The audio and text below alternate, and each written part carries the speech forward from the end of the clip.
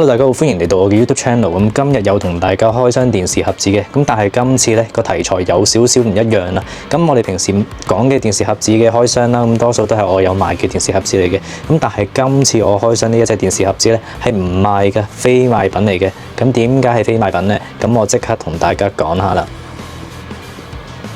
咁相信大家咧，平時睇開電視盒子資訊嘅咧，咁都可能會成日見到有啲網友留言咧，就話：華強北買個電視盒子都係200-300蚊啫嘛，咁樣。咁200-300蚊已經睇到一段時間啦。咁究竟華強北買嘅電視盒子係唔係好用嘅咧？同埋可以用到幾耐嘅咧？咁應該相信大家都好關心嘅一個問題。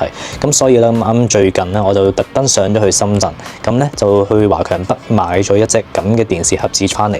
咁呢隻電視盒子咧，個型號咧叫做 Z8 Pro 啊。咁佢入邊咧，佢都係寫住一個 Android TV，咁即係本身有一個 Android 嘅電視盒子啦。咁然後佢嘅右上角咧，咁就會寫住 8K 啦。咁同樣都會有呢一個 Netflix 啦、YouTube 啦、Disney Plus 啦，同埋呢個 Google Play 嘅服務嘅。咁喺個側面啦，咁就會見到用呢個4核心嘅 CPU 啦，有支持 8K HDR 嘅電影片播放啦，咁支持呢個 Android 12啦，同埋呢個2.4G 同埋5G 嘅 WiFi 嘅。咁到底佢係幾多 GB RAM 同埋幾多 GB ROM 咧？咁其實佢反轉後面啦，我哋都會見到咧，佢係有4 GB RAM 同埋64 GB ROM 嘅。咁而佢用咗呢個 H618嘅4核心處理器。咁而價錢方面咧，呢隻電視盒子喺華強北咧普遍賣價咧都係300-400蚊左右啦。咁但係你知華強北嗰啲好多時都有得講價嘅，咁你可以講價講到幾多咧？咁就睇你功力啦。好啦，咁我哋打開啦，咁睇下入邊有啲咩先。咁其實打開啦，我哋見到入邊咧就已經即刻有個電視盒子。咁我哋個電視盒子就擺埋一邊先嘅。咁我哋望埋入邊有啲乜嘢嘅配件啦。咁咧好明顯啦，佢係專貨呢一個香港人而設嘅。咁你見到其實佢根基已經有一個3腳嘅英規頭啦。咁佢唔係用 Type C 嘅，佢係都係正常個普通嘅圓形嘅插頭啦，電源啦。咁然後佢亦都有呢一個 HDMI 線同埋呢個遙控器嘅。咁我望一望個遙控器啦，咁同我之前拍嗰個呢個 SOHO 嘅投影機咧，嗰個遙控器咧個設計咧好似有啲相似咁樣。咁佢都係左上方啦，咁有呢個開關啦，然後再上下左右啦。咁而下面咧有 YouTube 啊、Netflix 啊、Prime Video 啊同埋 Google Play 嘅快捷鍵嘅。咁但係佢就冇呢一個數字鍵，咁呢個就會有少少唔方便嘅地方啦。咁個電視機外觀咧有少少特別嘅，你見到佢有啲特別嘅紋理啦，咁但係就冇顯示佢個型號個名嘅。咁而佢前邊咧先會見到個型號名，咁就 Z8 Pro 啦。咁前面亦都好似平時嗰啲電視盒子一樣咧，應該都會有呢個時間啦，同埋有一個紅外線嘅 sensor 嘅。咁我哋反轉後邊啦，咁你亦都會見到有呢一個電源線嘅插頭啦、HDMI 插頭啦、AV 插頭啦，同埋一個 LAN 線嘅插頭嘅。咁而側邊咧亦都係支持呢個 micro SD 卡啦，同埋有2個 USB 2.0嘅頭嘅。使用方法其實都一樣咯，其實都係插電源線、插 HDMI 同埋插呢一個 LAN 線或者連 WiFi 咧，咁就可以直接用得噶啦。好啦，咁我哋開電視啦，咁開機啦，咁其實見到都係同平時一樣咧，要連呢個藍牙嘅。咁佢個連接方法啦，咁就係撳呢個 OK 同埋呢一個音量鍵向下咧，咁就可以去連接噶啦。咁但係順帶一提啦，咁其實中國人啦，咁我哋嘅中國同胞咧真係好鬼大膽啊！咁其實我哋平時咧喺香港買嘅電視盒子咧，咁通常咧我哋都唔會幫人裝 Apps 嘅。咁我哋買出街嘅時候咧，理論上都係一個普通嘅 Android TV 咧，入邊係冇任何嘅 Apps 嘅。咁但係咧喺華強北買到嘅電視盒子咧，佢基本上係幫你裝埋，淨放埋入去噶啦。咁所以基本上你一開機咧，你唔需要再裝任何 Apps 嘅。咁由假設啦，咁如果你唔小心重置咗呢一個電視盒子，咁應該點算咧？咁佢會俾個 WeChat 你啦，咁你有 WeChat問佢攞翻個檔案啦，入落去手指度咧，咁然後就可以去安裝呢一個 App 噶啦。好啦，咁我哋而家連咗個 remote 先，咁就係 OK 啦，同埋音量鍵向下兩個一齊撳嘅。好啦，咁時間關係啦，咁我哋而家已經連接咗啦。咁你入到去咧，其實見到都係成個普通嘅 Google TV 嘅界面啦。咁然後我哋就拎個遙控去睇下有啲乜嘢唔同先。咁我哋入去個 App Drawer 啦。咁 App Drawer 正常咧，咁就係有晒所有唔同嘅 App 啦。咁我哋入到去 App Drawer 啦，我哋睇下有啲咩 Apps 內置咗喺入邊先。咁其實佢有呢個 Air Screen 啦，有呢個 TV Remote 啦、Disney Plus 啦、File Manager 啦、Gallery 啦、Live Channel 啦。有 MAX 啦，有呢一個 Music 啦、Netflix 啊、Play Store 啊、Prime Video 啊等等，全部都有嘅。咁連唔需要登入啦，咁免廣告去睇呢個 YouTube 咧，咁呢個嘅 SmartTube 咧，咁其實佢都有嘅。咁普通嘅 YouTube 有啦，然後有個小蘋果影視盒子啊、戲曲球賽啊、家庭 KTV 啊、鳳凰 TV 修復版啊、全球直播、免費播放器呢啲全部咧，佢賣俾你嘅時候咧已經包晒㗎啦。咁咧，如果呢個時候如果我係海關嘅話咧，咁佢就 GG 啦。咁我估計咧，佢用嚟睇呢個電視直播嗰個 app 咧，應該係一個免費播放器啦。咁我試下撳入去睇下有啲咩嚟嘅先。咁我哋 allow 全部都允許啦，唔允許基本上用唔到嘅。咁本軟件免費使用。咁我哋睇下啦，咁應該係啦，冇錯，佢係一個睇直播嘅 app 嚟嘅。咁你就見到一入到去咧有 CCTV 嘅台啦咁樣。咁然後佢話本軟件免費使用，慎防被騙啦。咁請勿相信節目中插入嘅一啲二維碼，同埋要你去關注呢個微信公眾號啊。咁佢就要有一個派心的博客啦，同埋定制版盒子。咁如果我應該而家要點樣呢？咁我試下撳呢個定制版盒子先。咁佢下邊度顯示正在跳轉，咁但係佢就跳轉唔到，變咗一堆亂碼咁樣。咁唔好理啦，我哋睇下佢個流暢度 O 唔 OK 先。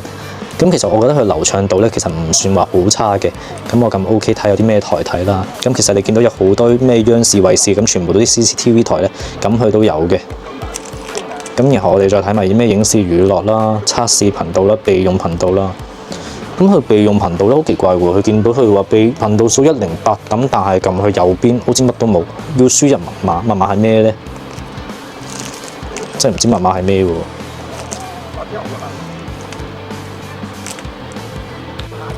咁唔好理啦，咁但係我哋見到啦，佢央視、衛視啦，佢哋得39個台，咁但係你話香港嗰啲台咧，好似唔見有咁樣喎。咁可能咧佢就係收埋咗喺備用頻道，但佢冇同我講備用頻道究竟個密碼係乜。咁呢個咧我就有待要同佢哋問下先得。咁另外咧呢個 app 咧佢唔需要啲咩賬戶啦，咁但係佢就到期天數咧佢就寫住永不到期，咁應該理論上咧就係永久使用。但係問題呢個盒係咪可以真係用到永久咧？咁呢一個咧咁真係一個疑問嚟嘅。咁我哋入到去設置有咩嘅咧？咁設置咧你見到佢個畫面咧唔知點解會超出咗我個電視嘅畫面嘅，好奇怪。咁佢可以自己去校翻個屏幕比例啦，我試下校全原始4:3。呢個係個畫面嘅比例，咁佢個速度都可以轉嘅。咁超時跳轉呢個唔知咩嚟嘅。咁應用設置、後台數據、省份選擇，咦佢可以揀省份選擇嘅，會唔會有得香港揀嘅咧？會唔會？咦好似冇喎。我仲以為可以揀香港添，即係如果你話揀咗香港省份啦咁樣，咁然後就會出呢個香港台咧，咁就好啦。咁但係佢唔係喎，好似。唔緊要啦，咁我哋退出咗佢先，咁我哋睇埋其他。咁仲有全球直播，咁呢個全球直播又睇下個 app 係咩嚟先，又係全部 allow 佢啦。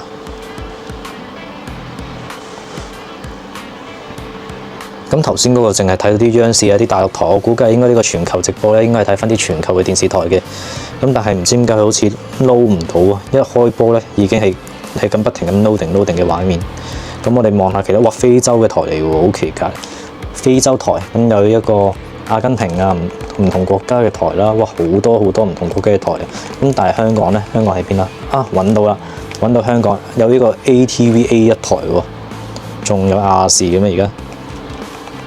我哋再睇下先 ，Animax 有冇嘢睇咧？我發覺咧，佢全部咧好似都係撈唔到咁樣。RTHK 33台。即係等於 CCTV1咁有趣嘅。咁我哋睇埋咩 Now 新聞台，好似呢個唔出得街喎。咁但係佢根本就播唔到出嚟添啦，撈好耐都撈唔到咁樣，佢個速度都有少少慢。咁我哋睇下一啲劇集一台又有啲咩嚟啦。好啦，我哋俾啲時間去睇下佢係真係撈唔到定係撈得慢。好啦，咁原來咧佢係撈得慢而唔係撈唔到。咁但係我覺得，個體驗好似真係麻麻地喎。有乜可能會撈咁鬼慢嘅咧？我哋睇埋仲有啲咩台咧？其實好多台我唔方便喺度播，我哋睇下甄子丹影視點樣先。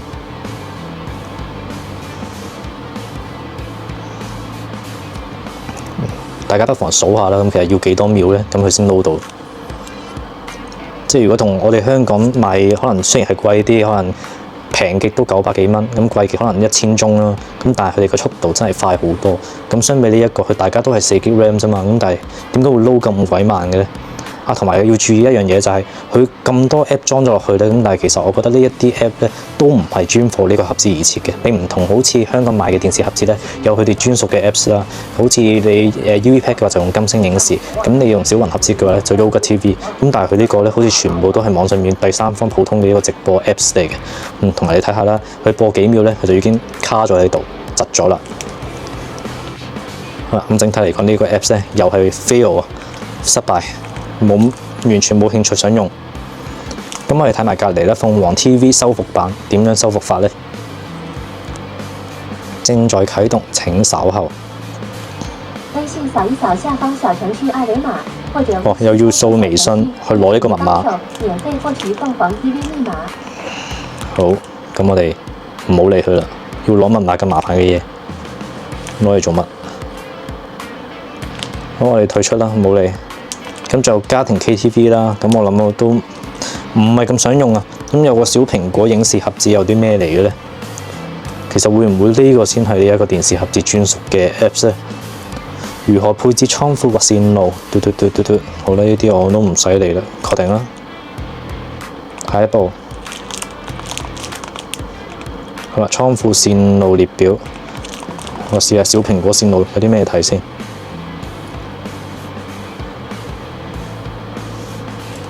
咁入邊咧有啲熱門電影啊、熱播劇集啊，咁應該似乎呢個 app 係專係for呢個點播嘅。咁熱播綜藝、電影篩選，但係佢冇得俾你篩選咁咩？佢入邊得一個文藝片，但係所謂篩選係冇分類喎。佢入邊一樣係一啲電影嘅名嚟嘅喎，咁鬼奇怪嘅。電視篩選又係一樣咯，篩選啲咩嘢咧？電影榜單、電視劇榜單。佢啲分類咧完全係冇分類喎，好啦，佢好鬼奇怪真係。我哋求其入去一套戲嗰度睇下先，睇下佢播唔播到啊？《花樣少女殺人事件》播放，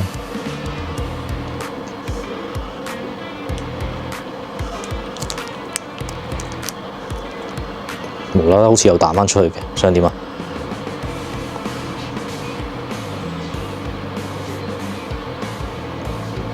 我俾多少少時間去睇下佢係咪真係撈唔到。哇，搞唔掂喎，似乎真係又係撈唔到喎。喂，咁究竟佢更機咁多個 app， 有乜嘢 app 係可以用得到㗎？黐線嘅真係，好奇怪。戲曲球賽，我見到其實我都唔想用。咁可能有啲人會想睇波嘅，我唔知啦。咁但係我懷疑佢都好多嘢都係睇唔到嘅。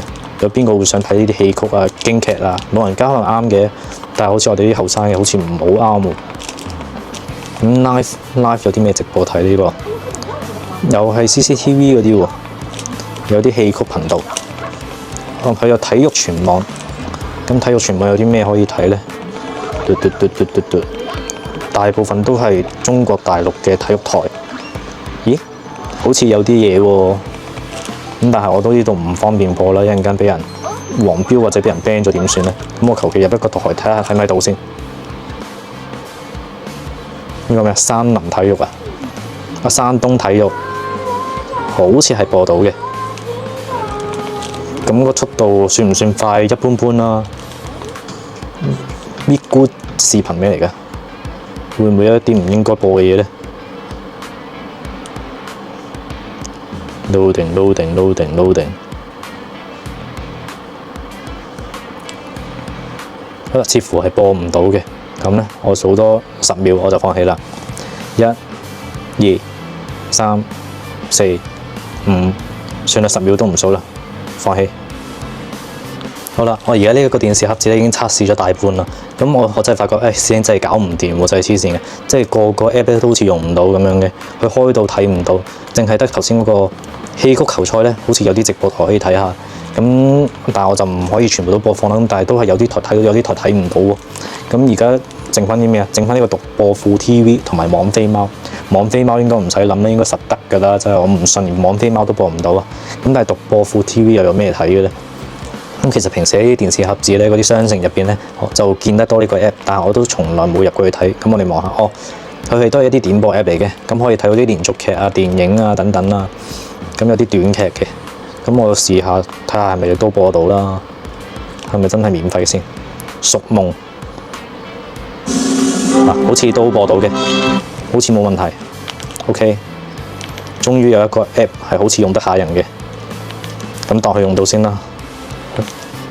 咁我退出，咁最後網飛貓啦。網飛貓應該唔會唔得啦，係嘛？網飛貓其實個盒子都係裝個 APK 都可以裝到嘅。嗱，係咪啊？實得啦呢啲。咁但係我發覺，哇，搞唔掂呢一個電視盒子。你雖然話好平，200-300蚊可以買到，咁但係佢好多跟機所有嘅 Apps 都好似用唔到咁樣。咁假設你用到啦，咁個體驗咧又好似唔係咁好喎。佢冇一個咧係專貨呢一個電視盒子而設嘅一個 Apps 啊，即係冇一個唔係好似嗰啲咩金星影視啊、熊貓影視啊、Yoga TV 啊咁樣一個 App 可以睇晒直播啊、電影啊、電視劇啊咁樣，而係喺網上面求其揾啲 APK 翻嚟裝咗佢，咁就當係一個電視盒子。唉，即係成個體驗咧，我覺得真係麻麻地。咁試完咁多啦，咁我其實我覺得同我哋喺香港買嘅電視盒子真係差天共地，差好遠。我都有少少後悔買咗呢個電視盒子。咁所以話啦，平咧就未必一定係好嘅。咁一分錢一分貨。香港雖然買得貴啲，咁但係個體驗咧，似乎就冇咁差啦。唔知大家又點睇咧？呢個盒子試到呢度，試到我都唔想用啦，垃圾。好啦，今集嘅時間咧又差唔多啦，咁下次再同大家分享電視盒子啦。希望下次分享嘅電視盒子唔好再有伏啦。最後啦，咁如果大家咧都試過喺華強北買過電視盒子中過伏嘅話，咁歡迎 comment 啦，咁樣去留言啦，咁同大家分享你嘅不快嘅經驗啊，咁睇下你中嘅伏有幾伏。好啦，下次見啦，拜拜。